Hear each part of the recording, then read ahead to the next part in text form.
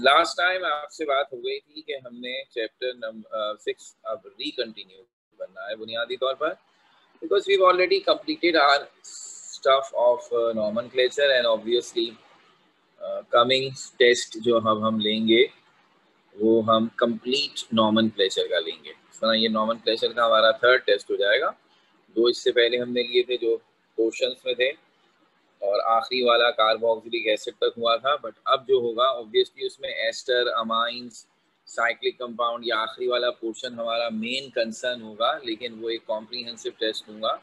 और अगर इस दौरान अच्छा हो गया, आप कैंपस ही पे आ गए तो बहुत ही अच्छी बात हो जाएगी, और अगर नहीं आए तो वो इसी तरह ऑनलाइन हो जाएगा। ठीक है, फिर बाकी डिटेल इंशाल्लाह आपसे शेयर कर लूँगा, लेकिन ये अभी से बता दिया कि it would be the complete test of nomenclature. अब हम रिकंटिन्यू कर रहे हैं अपने चैप्टर नंबर 6 को, जिसकी कुछ चीज़ें हमने पढ़ ली थी, कुछ ऑर्गेनिक शुरू करते वक्त और कुछ नॉमेनक्लेचर के दौरान।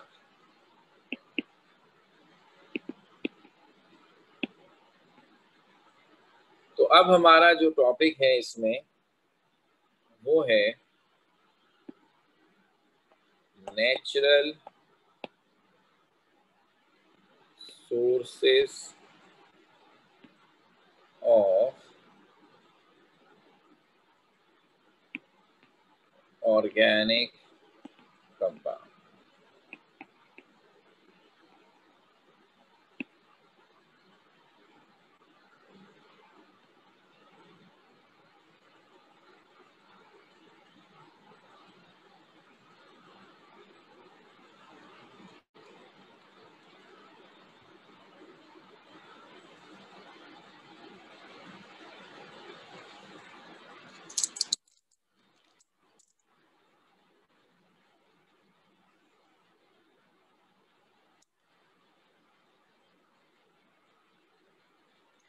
इसका मतलब क्या है भाई? बात ये है कि अब ये सिलसिला यूं होगा कि अब आप बहुत अच्छी तरह ये जान गए अच्छी तरह कि ऑर्गेनिक कंपाउंड्स कितने ज्यादा हैं। ठीक है ना? तो अब कितने ज्यादा हैं का क्या मतलब हो गया? इसका मतलब ये हो गया कि भाई इनकी तो कोई तादाद ही नहीं है। तो हमने जो अब तो नाम भी देख लिया, और उससे पहले हमने एक दफा कैटिनेशन पढ़ाते वक्त भी अंदाजा दिलाया था कि अगर यूं बात करें कि कार्बन अपनी कैटिनेशन की वजह से कितने कंपाउंड बना सकता है तो इनकी तो कोई गिनती नहीं है, तो इनफाइनाइट है। अच्छा, कितने हैं? तो हमने आपसे कहा कि तकरीबन अब से कुछ अरसे पहले की अपडेट थी कि ये तकरीबन 50 करोड़ ऑर्गेनिक कंपाउंड बन चुके हैं।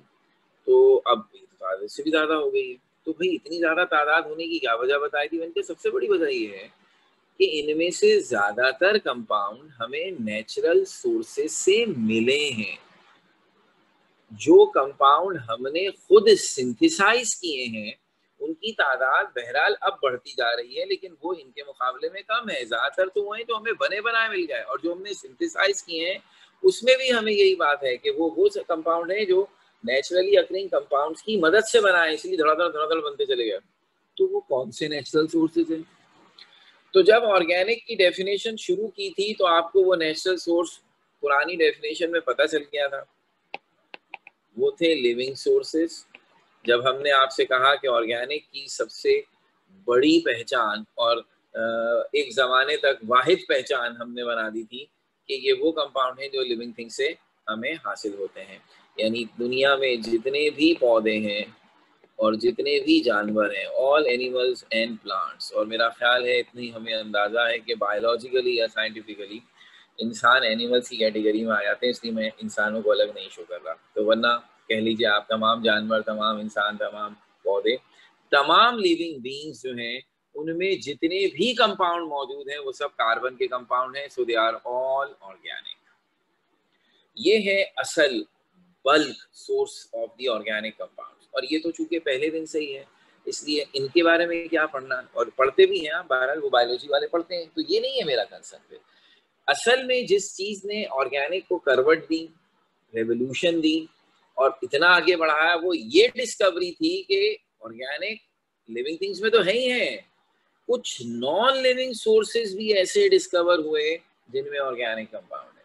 जहां से ये गलत फहमी दूर हुई कि सिर्फ लिविंग ऑर्गेनिज्म में ही नहीं होते ऑर्गेनिक कंपाउंड, इनके और भी तरीके हैं। तो वो जो नॉन लिविंग सोर्सेज हैं, जिन्होंने असल में हमारी सोच के अंदाज को बदला और जिसने ऑर्गेनिक की मॉडर्न डेफिनेशन तक पहुंचने में मदद दी और जिसकी वजह से ऑर्गेनिक इतनी रैपिडली आगे बढ़ी है, वो है नॉन लिविंग सोर्सेज। और वो नॉन लिविंग सोर्सेज में कौन कौन शामिल है?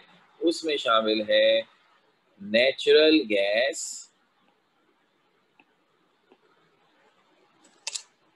कोल और petroleum.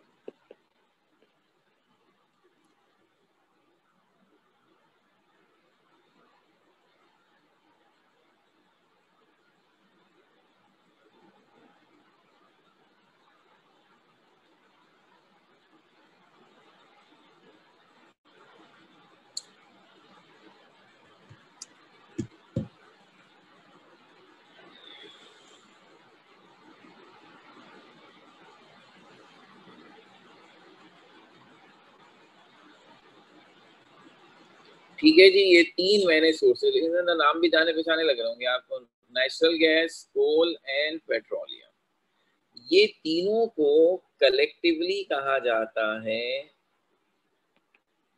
Fossil fuel.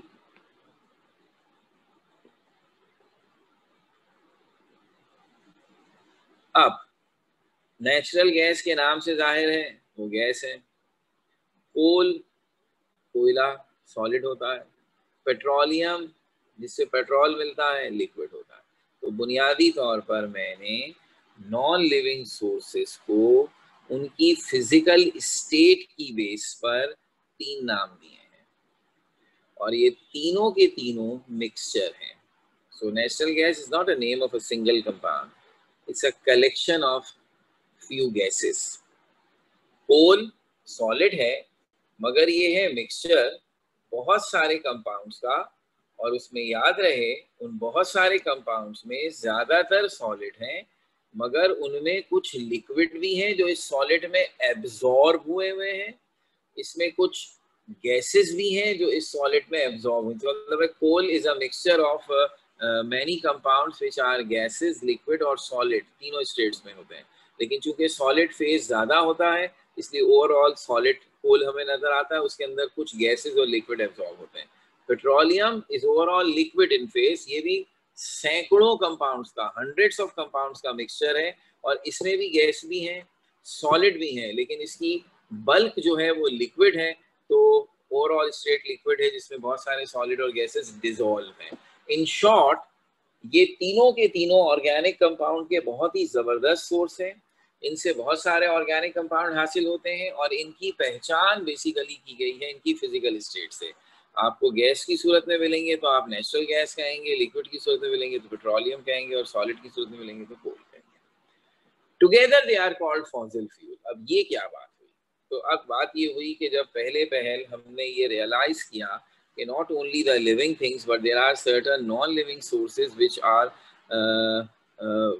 which also gave us the organic compound, तो हमारी सोच बदली और हमने कहा इसका मतलब है ये कहना कि ऑर्गेनिक कंपाउंड का ताल्लुक किसी लिविंग थिंग से होना जरूरी है, ये नहीं है जरूरी। बस अब ऑर्गेनिक कंपाउंड वो कंपाउंड में कार्बन होता है, ऐसी बातें करने लगे।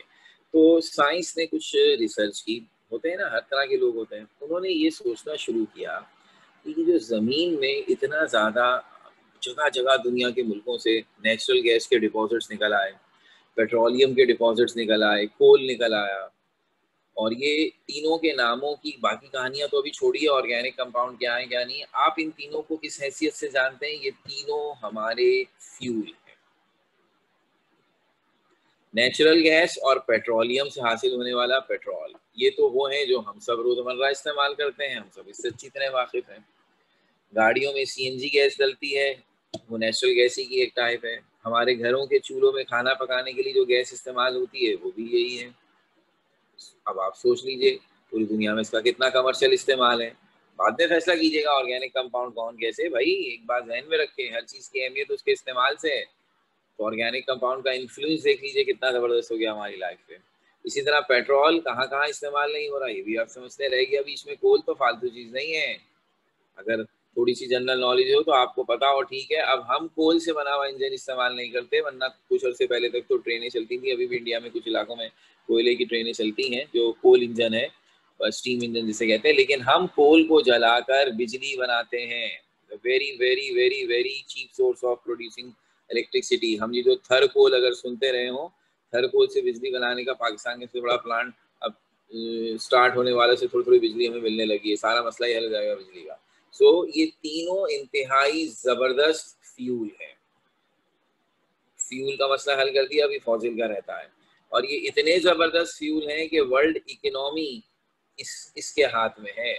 ये पेट्रोल, जो कंट्रीज जो पेट्रोल की एक्सपोर्टर्स हैं मेजर, वो ओपेक कंट्रीज कहलाती हैं, वो जरा सी हिलजुल कर देती है, दुनिया की इकोनॉमी इधर से उधर हो जाती है। So this is very important, ये इंपॉर्टेंस हो गई। जब ये इंपॉर्टेंस हो गई, हमें अंदाजा हुआ कि कितनी कीमती चीज है, तो ऑब्वियसली हर आदमी इसके बारे में फिक्र करेगा और सोचेगा कि इससे मिलती जुलती भी कोई और चीज है तो वो भी रिप्लेसमेंट के तौर पर यूज कर लें। इस रिसर्च से एक सवाल उठाया गया कि जमीन में ये डिपॉजिट्स कहाँ से आ रहे हैं, ये इतनी सारी नेचुरल गैस, ये इतनी सारे पेट्रोलियम, ये कोल, ये कहाँ से जमीन में आ गया, व्हाट इज द ओरिजिन। तो जो थ्योरी 100% श्योर नहीं है हम इसके बारे में, बट जो थ्योरी ऑलमोस्ट कंफर्मेशन है जिसको हम मानते हैं आजकल, वो थ्योरी और कहलाती है ऑर्गेनिक थ्योरी। वो ये कहती है कि आज से हजारों और बल्कि लाखों साल पहले जमीन पे इंसान नहीं थे। इंसान की हिस्ट्री जो है वो फ्यू थाउजेंड ईयर्स है, जो हम हिसाब लगा पाते हैं वो 10,000 के करीब बनती है। उससे पहले हमारी दुनिया में, दुनिया तो पुरानी है, उससे पहले ह्यूमन बीइंग नहीं थे, लेकिन बाकी सब जानदार थे। और वो कहते हैं कि उसी जमाने में डायनासोर्स टाइप के जानवर होते थे जो बड़े जाइंट्स हैं।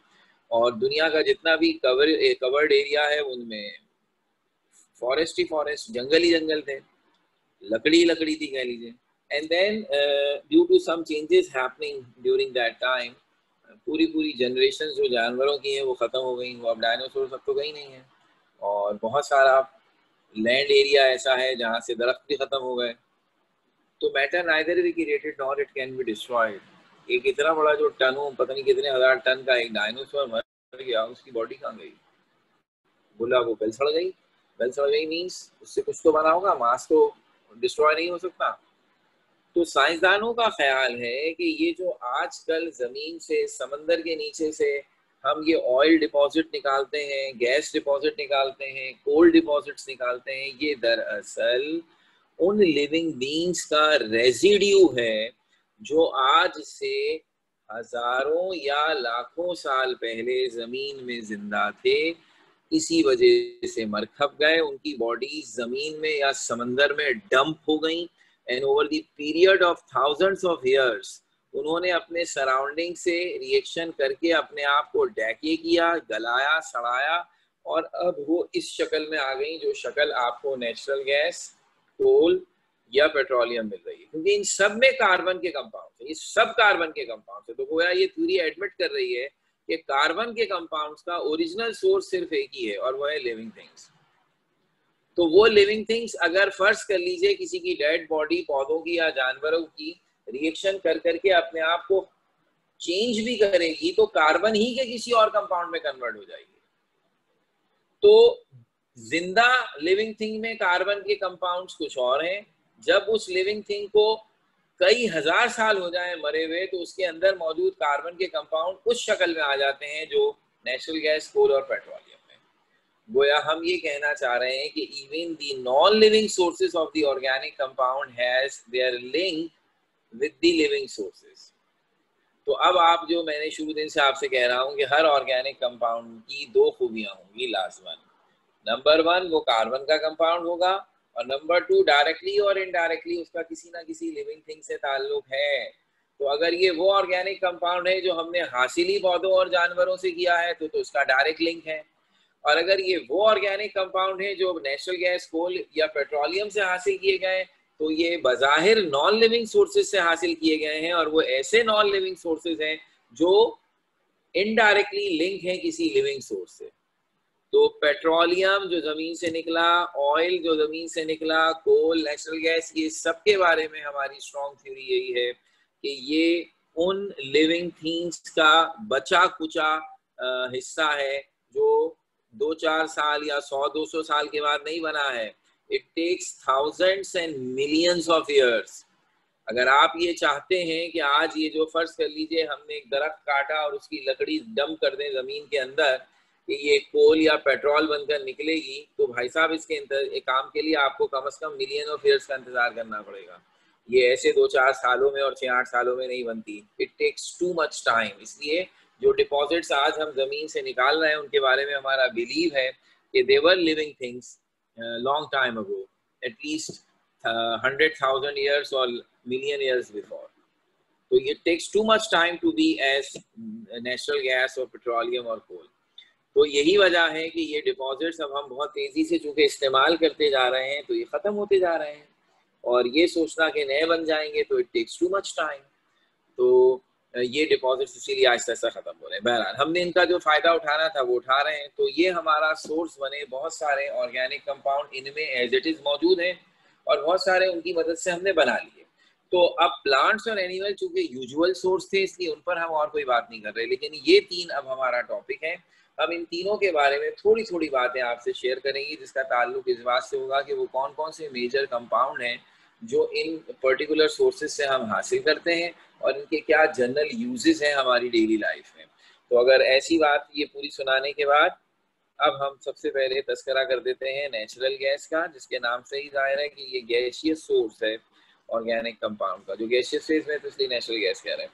और इसका तस्करा इससे पहले आ चुका, चैप्टर 2 हाइड्रोजन पढ़ते वक्त भी इसका तस्करा आया था। तो मैंने आपसे कहा था कि नेचुरल गैस जमीन से निकलने वाली गैसेस का एक मिक्सचर है। तो अब चूंकि हम सबके नामों से वाकिफ हो गए तो मैं धड़ल्ले से नाम ले सकता हूँ कि अल्केन में, यानी वो हाइड्रोकार्बन जिसमें कार्बन एटम्स के बीच में सिंगल बॉन्ड होता है, अल्केन्स में तमाम कार्बन के दरमियान में सिंगल बॉन्ड है, ठीक है ना।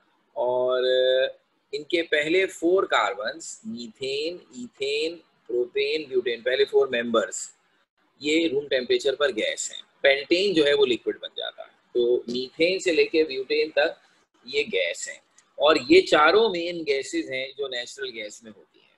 अब नेचुरल गैस में डोमिनेटिंग मीथेन है, इसलिए मैंने भी आपसे कहा था कि अगर कभी किसी रिएक्शन के हवाले से नेचुरल गैस का नाम सुनने को मिले तो इससे मुराद लेते हैं मीथेन, क्योंकि तकरीबन 94% तक नेचुरल गैस में मीथेन होता है।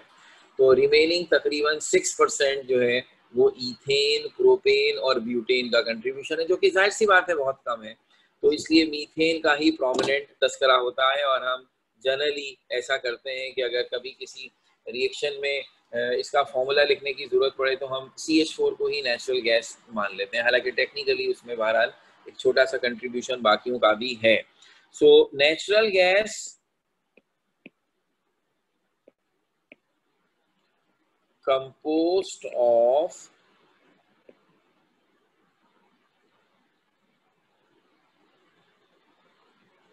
up to 94% of methane. It also includes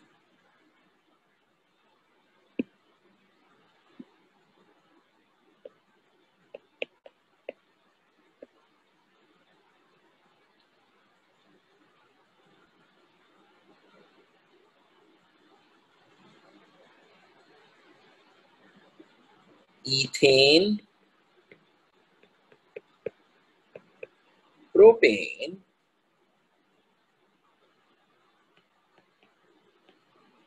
and butane. So this gas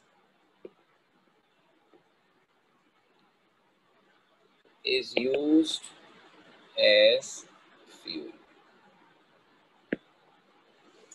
तो इसका मतलब है ये गैसियस हाइड्रोकार्बन्स का सोर्स है और इससे हम एज ए फ्यूल इस्तेमाल करते हैं। तो छोटी सी एक बात इसमें और ऐड कर दूं, अगर ब्यूटेन जो है इसे हम बॉटल्ड गैस या कैंपिंग गैस भी कहते हैं।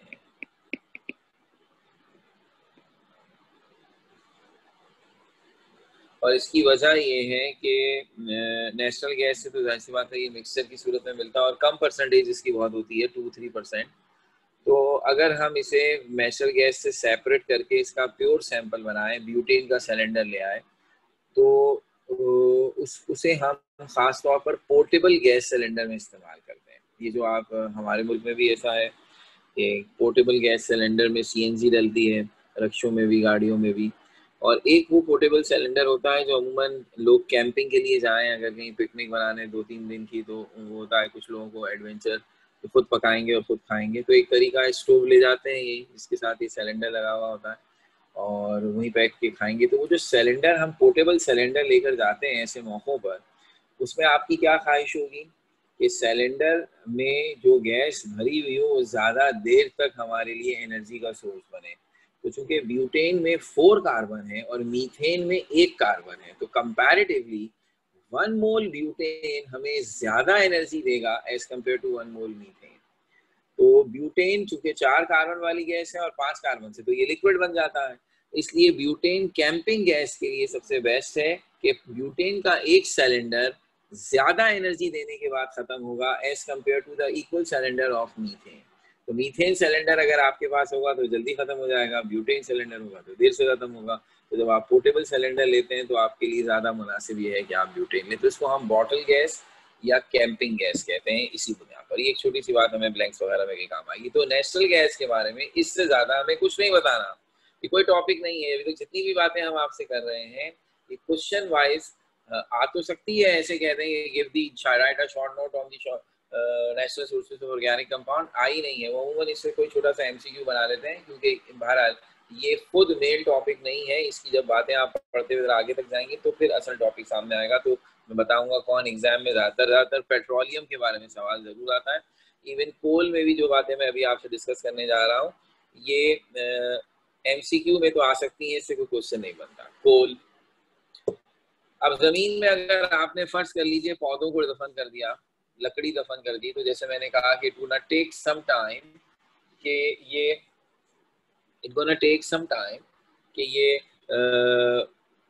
अपने आप को कोल में कन्वर्ट करे, और वो सम टाइम मैंने बता दिया वो तो हजारों सालों में है। तो इसकी छोटी सी स्टोरी है। स्टोरी है कि दरख्त काटा आपने और लकड़ी जमीन में डंप कर दी। इस वक्त जब वो पौधों से अलग हुआ है, जिंदा लिविंग थिंग से अलग हुआ है दरख्त का टुकड़ा, तो उसमें 50% कार्बन होता है और 50% वो एलिमेंट होते हैं जो कार्बन के साथ मुख्तलिफ कंपाउंड बनाए हुए हैं, हाइड्रोजन भी, नाइट्रोजन भी, ऑक्सीजन भी, सल्फर भी। तो अगर मैं फ्यूल के तौर पर इसी लकड़ी को इस्तेमाल करते हैं हम लोग छोटे मोटे पैमाने पे, जो होता है कभी आप कहें सर ये हम कैंपिंग में जाते हैं तो लकड़ियां जलाकर बारबेक्यू कर लेते हैं। तो ये जो लकड़ी को हम फ्यूल के तौर पर यूज करते हैं ये सबसे घटिया फ्यूल है इस सेंस में। इसमें 2 रिस्क है। पहली बात ये कि बहुत ज्यादा लकड़ी जलाने के बाद बहुत थोड़ी सी हीट मिलती है एज कम्पेयर टू गैस। अगर फर्ज कर लें यही ब्यूटेन गैस होती या मीथेन गैस होती तो हमें ज्यादा बेहतर होता बनिस्बत इस तरह डायरेक्ट लकड़ी को जलाने से। एक बात।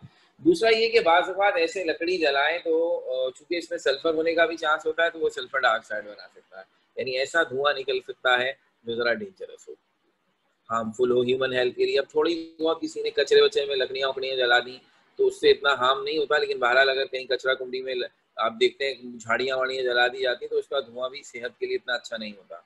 हाँ, अगर आप उसे रोजाना की बेसिस पर टनों के हिसाब से जलाएंगे तो आसपास की एनवायरनमेंट का सत्यानाश हो जाएगा, तो ये तो नहीं कर सकते। तो फिर क्या होता है जब ये नेचुरली जमीन के अंदर पड़ा रहता है, ये पर्टिकुलर लकड़ी का टुकड़ा फर्ज कर लें, दरख्त काट कर आपने दबा दिया, तो कहते ही हैं कि 10-20 हज़ार साल के दौरान, बहुत स्लो प्रोसेस है, इसमें क्या होगा धीरे धीरे मट्टी में मौजूद बाकी चीजें, मिनरल्स वगैरह या एयर में मौजूद बैक्टीरिया उससे अगर इंटरेक्ट हो सके, अगर वो बहुत डंप नहीं हुआ तो वो उससे आहिस्ता आहिस्ता रिएक्शन करके करके करके जो उसमें कार्बन के अलावा एलिमेंट है ना, वो तो फंक्शनल ग्रुप होंगे ना, कार्बन और हाइड्रोजन के अलावा, जो उनसे रिएक्शन करके उन्हें रिमूव करते जाते हैं। जितना सल्फर था लकड़ी में वो धीरे धीरे किसी न किसी से रिएक्शन करके अलग हो गया, नाइट्रोजन अलग हो गया, तो नेचुरली पीछे किसकी परसेंटेज बढ़ रही है, कार्बन की। 10-20 साल के बाद वो शक्ल बना लेता है, उसे कहते हैं पीट, तकरीबन 60% कार्बन होता है। फिर कोई 10-20 हज़ार साल गुजर जाए तो एक लिग्नाइट बनता है, उसमें तकरीबन 70% कार्बन होता है। ये नाम मैं आपको अपने नॉलेज के लिए बता रहा हूँ, इनकी जरूरत नहीं है हमें, जिसकी जरूरत है वो अब आएगा। फिर अगर इसी तरह कुछ साल 20-30 साल 1000 साल और गुजर जाए, यानी ऑलमोस्ट तकरीबन 50-60,000 ईयर्स गुजर जाए, तो कोल जिस शक्ल में आ जाता है उसमें 80% कार्बन होता है और वो कहलाता है बाइटुमिनस कोल। बाइटुमिनस ब्राउन कलर का होता है, जरा सॉफ्ट होता है, तो इसे सॉफ्ट कोल भी कहते हैं। इससे तकरीबन 80% कार्बन है। यहाँ से वो कोल शुरू हो गया जिसे अगर फर्ज कर लें कमर्शियल बेसिस पर आप ऐसे फ्यूल इस्तेमाल करें तो ये इज पॉसिबल, क्योंकि अब जो रिमेनिंग 20% इसमें एलिमेंट्स हैं वो इतने हार्मफुल नहीं होते in most of the cases. तो ये कोल के तौर पर इस्तेमाल होता है और ये जरा सख्त नहीं होता, सॉफ्ट होता है। और आपकी इत्तला के लिए बता दूं, आप में से किसी ने भी आज तक कोल नहीं देखा होगा। इसका तर्जुमा हम कोयला जरूर कर रहे हैं, लेकिन ये नेचुरल कोयला है। हम जो इसे कोयला समझकर पिछले दिनों बारबेक्यू में उड़ा चुके हैं बकरा ईद के बाद, वो जली हुई लकड़ी होती है, वो चारकोल कहलाती है केमिस्ट्री की लैंग्वेज में। And it's a sort of a घटिया फ्यूल, क्योंकि वो सस्ता है और इस लिहाज से हमारे लिए घटिया है कि उसका ज्यादा मास बहुत कम एनर्जी देता है। अब हमें तो कोई इतना मसला नहीं होता ना, घंटे 2 घंटे का बारबेक्यू करना है, उसमें 1 किलो कोयला हमें तो सस्ता ही लगता है, हम कहते हैं कोई बात नहीं। लेकिन अगर इंडस्ट्री बेस पर फर्ज कर लें 24 घंटे हमें उसे इस्तेमाल करना है और फर्ज कर लें उसकी मदद से बिजली बना रहे हैं, तो फिर ये बहुत मायने रखता है कि ये कितना खर्चा दे रहा है और कितना खर्चा ले रहा है। तो बाइटुमिनस कोल जो है उसका तस्करा इसलिए किया जा रहा है कि पाकिस्तान में ये कोल पाया जाता है, वरना एक इससे भी अच्छी क्वालिटी का कोल होता है जो अगर फर्ज कर लीजिए और ज्यादा पीरियड गुजर जाए, मिलियंस ऑफ ईयर्स गुजर जाए, तो अमूमन पौधे जो हैं उनकी जो लकड़ियां थी वो जिस शक्ल में कन्वर्ट होती है वो एंथ्रासाइट कहलाता है, और एंथ्रासाइट में 90% से भी ज्यादा कार्बन होता है। सो वो फिर और अच्छी क्वालिटी का कोल है। तो अब हम जिसके रेफरेंस से बात कर रहे हैं according to our book and our own country, वो बाइटुमिनस कोल है। तो बाइटुमिनस कोल पाकिस्तान में जमीन से निकलता है। अब जो सारी कहानी आपने सुन ली तो आपको अंदाजा हो गया, इसमें 80% कार्बन 20% दीगर एलिमेंट्स का मतलब यही है कि 20% वो एलिमेंट कार्बन के साथ मुख्तलिफ कंपाउंड्स बनाकर हमारे कोल में मौजूद है। तो हमारा कोल कोई प्योर एलिमेंट या प्योर सब्सटेंस नहीं है, it's a mixture of, still is a mixture of many compounds. तो ये जो मिक्सचर है इसमें खास बात क्या है कि अमूमन ये होता है कि अगर हम इस कोल को डायरेक्ट एज ए फ्यूल इस्तेमाल कर लें तो हमें लगता है कि कुछ नुकसान हमें होता है। अंदर कुछ ऐसे कंपाउंड्स भी होते हैं जो जलने से ज़ाया हो जाते हैं और हमें कुछ नुकसान पहुंचा सकते हैं। कुछ अनडिजायरेबल और हार्मफुल गैसेस भी बन सकती हैं। इसलिए ज़्यादा मुनासिब ये होता है कि अगर हम बाइटुमिनस कोल के अंदर मौजूद चीज़ों को सेपरेट कर लें तो हर चीज़ अपनी अपनी जगह पर हमें बहुत ज़्यादा फ़ायदा देगी।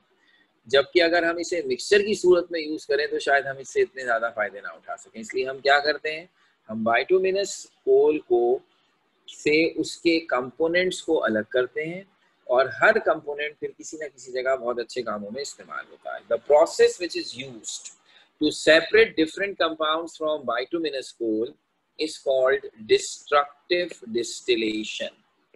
अब क्या होती है डिस्ट्रक्टिव डिस्टिलेशन, कैसे करते हैं और इसकी मदद से किस तरह मुख्तलिफ चीज़ें हासिल होंगी, और वो क्या एक छोटी सी डिटेल हम इससे आपसे शेयर करेंगे। तो यहाँ से हम कंटिन्यू करेंगे इंशाल्लाह। तो ये तो अब आज 2 ही छोटी छोटी सी स्लाइड बनी, कोई खास हमने नहीं लिखा, लेकिन बहरहाल ये हम आपसे शेयर कर लेंगे।